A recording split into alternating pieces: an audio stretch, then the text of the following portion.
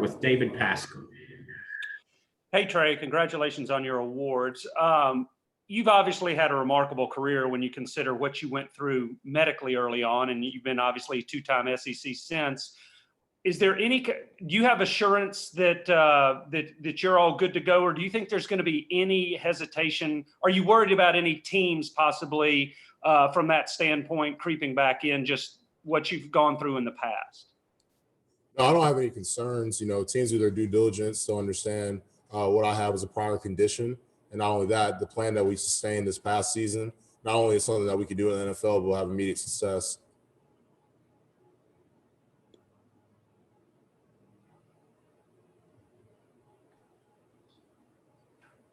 We'll go to Orlando and then Nick Hill. Yes, Trey, D. Orlando, Ledbetter of the Atlanta Journal-Constitution. Just checking with you to see what the teams are asking about, where you might play, and how has your preparation been without there being the combine and so forth. Yeah, there have been a lot of teams that have talked to me about multiple positions, whether I like playing on the left or the right side, tackle or guard. And quite frankly, I can pretty much, play either or, whatever team needs me to play. I'm going to do what I have to do for my team to succeed. In terms of like training and stuff, I spent most of my draft process training in Dallas at Michael Johnson Performance with a lot of guys like Drew Little, Duke Manyweather, Brian McCall. Those guys just helping getting me ready for the draft. Thank you. No problem. Thank you. Trey, I'm curious, have you reached out to former teammates who have gone through this draft process, and what advice have they given you if you have reached out to them? I have not really reached out to many teammates. I would say more so just reaching out to people who already had their pro days in my class. A lot of guys I've already trained with, just asking them what they had to go through and just sort of experiencing it at the same time. It's such a weird year where a lot of this stuff is done over Zoom instead of in person.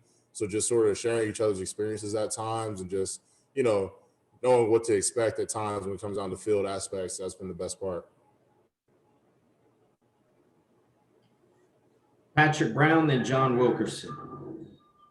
Hey, Trey, saw where you are turning your pro day into a way to help others with your bench press. Could you kind of explain what you're doing and that process, how that process kind of came about, and do you have a goal number you're trying to hit when you get on the bench tomorrow? Yeah, just scrolling through social media, seeing the guys like Rashawn Slater, Creed Humphrey, guys that I trained with, saw the causes they put on their social media, and quite frankly, like a little bit shortly, they reached out to me asking if I'd be willing to make a post to help out with different types of diseases. So, first and foremost, it's something that cost me very little to simply just make a social media post. But I think it was within like an hour, maybe 2 hours, the targeted amount of money that we wanted to raise was already raised. So I think it was something that was easily done. And, for them, it means the world. But for us as athletes, with the platform we have, I think it's something that we should do. And in terms of how many reps of bench press, I'm just shooting for 30. Trey, well, congratulations on doing that, always lending a helping hand. I'm curious, what have these workouts been like leading up to today? And is there any real difference in your getting ready for this pro day and your tryouts for the NFL compared to what your day-to-days were getting ready for Tennessee football? Yeah, pro day focus and, pre-draft combine focus is more so making sure your body is at its most optimum peak shape. When I say that, it's sort of weird, but it's more so, is what you're doing every day helping to optimize your performance every day? Are you getting better? So a lot of times in the morning at MJP, go for about 2 hours. It could be a speed training. It could be a simple lift. Then take about an hour, 2 hour break, and then we go back, lift again, or it might be just a speed focused day. Then it's maximizing your recovery for the rest of the day. At Tennessee, most of the times you have meetings, you get one lift in, or maybe it's more of an agility day. But I would just say in terms of like getting ready for a season, after this pre-draft process is over, I'll start focusing on building a lot more muscle mass and a lot more power in preparation for the NFL. Rick Russo, then Blake Topmeyer. Hey, Trey, good morning. A couple quick questions. What does it mean to you to get that torchbearer honor from Tennessee? And then also your initial, being around the building, your initial impressions of the new regime under new coach Heupel, and what's your initial impressions of that as they come in to take over the program? Yeah, with the torchbearer, man, it is a great honor. Humbled and really blessed to even receive it. Talking about a kid who came to Tennessee's campus wide-eyed, not knowing, a little unsure of himself if he could get anything done. And then, God's good. Here I am saying today, a torchbearer winner and recipient. I can't do anything but just praise God and thank him for that. With the new coaches, I've been able to meet with Coach Heupel one time, actually walking in the weight room to meet Coach Kurt. But, I have a really good feeling about them. They're really good people. And, I'm excited to see where Tennessee football is going to go. Hey, Trey, Blake Topmeyer with the Knoxville News Sentinel. Couple questions. One, what do you feel like your best attributes are, your best selling points are as you take your game to the pros? And then two, whenever questions about your health maybe do come up with scouts or NFL evaluators, what do you tell them, or what do you plan to tell them, to put any of their concerns to ease? Yeah, for me, my selling point, I would say I'm a tone setter. I'm not taking it from anybody. At the end of the day, you're not going to have one issue from me off the field. I'm going to do whatever I need to do. We're talking about a kid all dreaming about is playing football in the NFL. So it's going to be my job. I'm going to take it serious. I love to be there every day. I can't wait to get back to the city that I end up landing in. The other part, the piece with the medical situation, I sort of alluded to it earlier. The main thing is once teams do their due diligence and they talk to my doctors and specialists that I went across the country to go see, they'll sort of see the plan that we have set and a lot more confidence in it as well. I know it's something that we haven't been completely open about in the past due to my own privacy, but at the end of the day, it's a plan that will not only sustain itself in the NFL, but have a lot of success as well. And hopefully it'll be a way to pioneer ground for people with my same issues that have blood clotting issues and things of that nature. And then you look at people like David Andrews, Russell Okung, they've been playing and they've had very similar issues that I've had. And we're talking about very high level offensive linemen as well. David Ubben, then Mateus. Trey, on that, is your team finding itself having to educate NFL teams on those things, like talking about Okung and Andrews and those things? Or is that something that you got to the NFL and you realized, people are sort of more ready and are dealing with this already? Yeah, I would say educating, and that's not in a condescending way. It's more so just like telling people what my situation is, how we solve the issue, and what it is going forward. And, I have no problem with explaining it. I can explain it a million times if I have to, because it's just something unique. It's something that's different. And, at the end of the day, I want to play football at a high level. I want to go to the NFL. So I have no issue whatsoever, helping people understand what I went through and making them comfortable with it as well. Trey, Mateus from Time Out Brazil. Congratulations for going for the NFL draft. You talk a lot about the pro day and how it's gonna be big for you, but you also have the chance on the Senior Bowl line up with other big guys in college. What you can talk about that experience and how that helped you on this draft process? Yeah, the Senior Bowl was huge, man. Talking about a prestigious bowl, a prestigious event, and just being able to participate, it was an honor itself.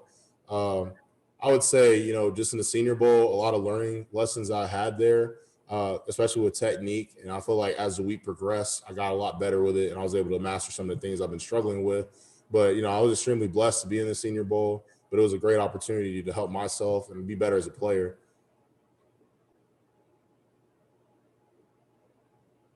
We'll go back to Orlando, then Vince.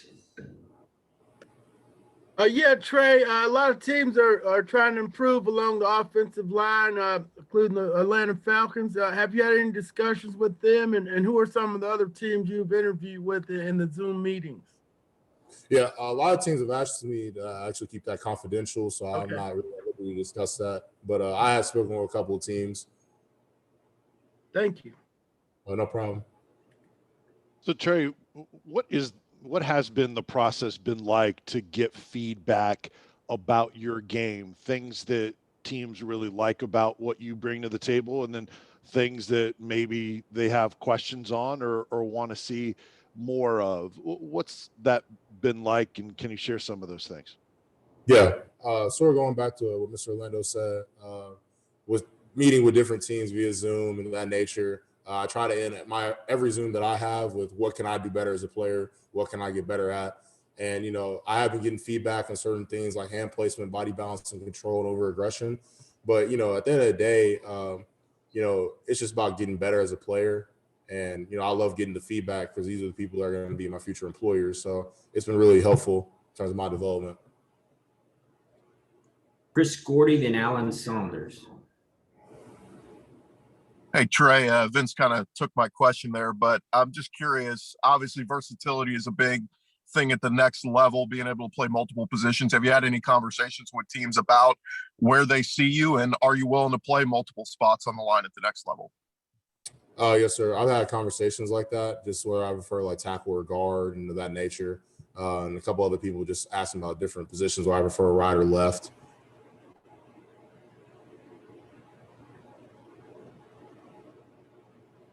Alan? Yeah, I noticed, I think it was at the Senior Bowl, Ramon Foster shared something of yours. I wondered if that was a guy maybe you've had any contact with, obviously a Tennessee guy who was just recently retired from the NFL. Yeah. I hit up Ramon right before I went to the Senior Bowl, just sort of like chopping it up with him on Twitter.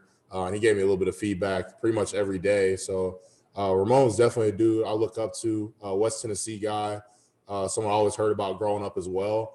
So, just being able to be in communications with him and just get knowledge and information from a veteran that played in the NFL that long. I mean, I want to soak it up like a sponge, man. It's awesome. Gonzalo, then Eric Kane. Hey, Trey, here Gonzalo from Loja in Argentina. My question is, what do you think you can bring to the team that that could pick you in the draft? What do you think you can improve to them? Yeah, definitely I'm gonna be a tone setter once again. I'm gonna be a guy that, if things aren't going away or the game starts, I'm trying to be the most violent dude out there. I'm trying to set the tone from play one to the end of the game. I'm trying to be a mainstay in the offensive line for years and years and years and years and years to come. I'm not trying to get my position up either. Hey, Trey, this has obviously been a goal of yours for your entire life to play college football, then go on and play in the NFL. How are you enjoying this experience in the weeks leading up to the draft? Yeah, I mean, I'm enjoying it just because I have the ability to talk to different teams across the country, just talking to different organizations that, like, I used to play Madden with. I mean, it's a real experience, being at the Senior Bowl, being around these high-level coaches or, sometimes speaking to, head coaches and GMs, and guys you've seen growing up as a kid. Like, I remember when he coached the Super Bowl. Like, I remember family used to talk about him. And, I mean, it's crazy. I'm extremely blessed to be in this position. A lot of people thought I wouldn't be a couple years ago. But, I'm just taking every day in stride, thanking God for the ability to be here, but also just getting ready for the future.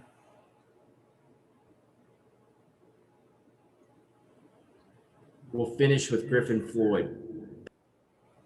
Hey, Trey, can you tell me a little bit about, or never mind, you said you're not saying what teams you're meeting with. All right, we'll go to Matt Ray. Hey, Trey, you've been talking to these teams for a little bit now, filling out the process. What are you hoping to show these scouts that come to your pro day tomorrow? What are you hoping to prove during that workout setting? Yeah, I just position drills, just body control, good hand placement in the drills. And then, just in terms of like drills, I'm an athletic player, and I'm an explosive player as well. All right, thank you, Trey. We'll have wide receiver Josh Palmer shortly.